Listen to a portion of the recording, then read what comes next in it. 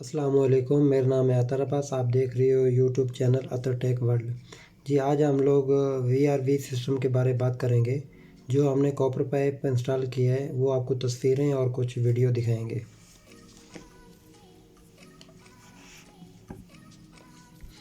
ये FCU unit है।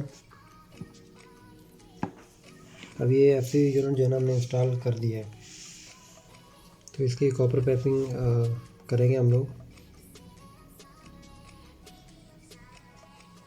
ये इसका कॉपर पाइप है, डिस्चार्ज लाइन और सेक्शन लाइन। ये कॉपर पाइप लाइन है।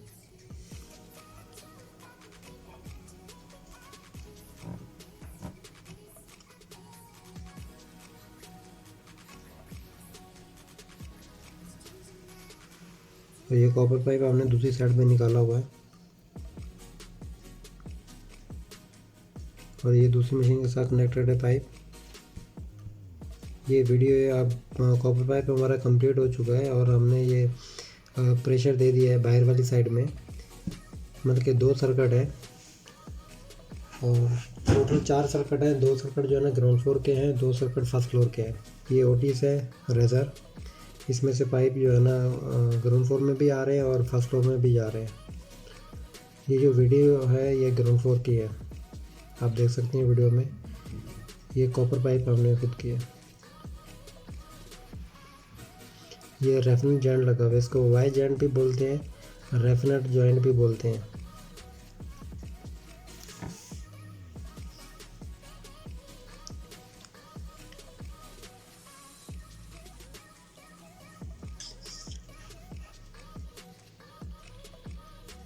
जब आप वाई जॉइंट ज्वाइन करेंगे तो एक रेफरेंस से दूसरे रेफरेंस तक कम से कम 1 मीटर थिकनेस होनी चाहिए, गैप होना चाहिए।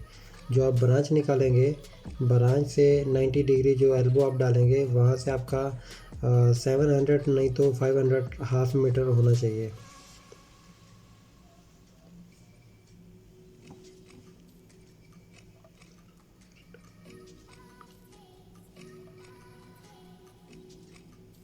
अब हमारी कॉपर पाइप कंप्लीट हो चुकी है और इसमें जब आप ब्रेजिंग बाकी है, ब्रेजिंग करने के टाइम में आपने क्या करना है, इस तरह ब्रेजिंग नहीं करनी। कॉपर पाइप के अंदर नाइट्रोजन का प्रेशर छोड़ के 4 से 5 psi प्रेशर, फिर आपने ब्रेजिंग करनी है।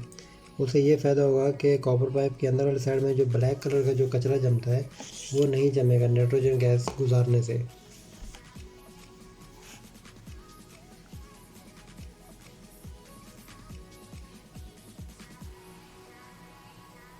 ये ना मुकम्मल ग्राउंड फ्लोर की वीडियो है।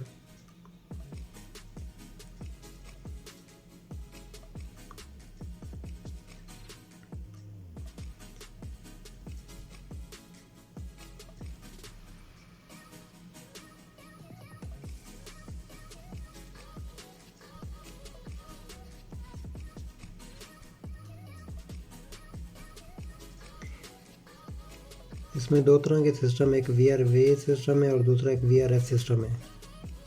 जो डाइकन है, डाइकन सिर्फ VRV सिस्टम प्रोवाइड करते हैं।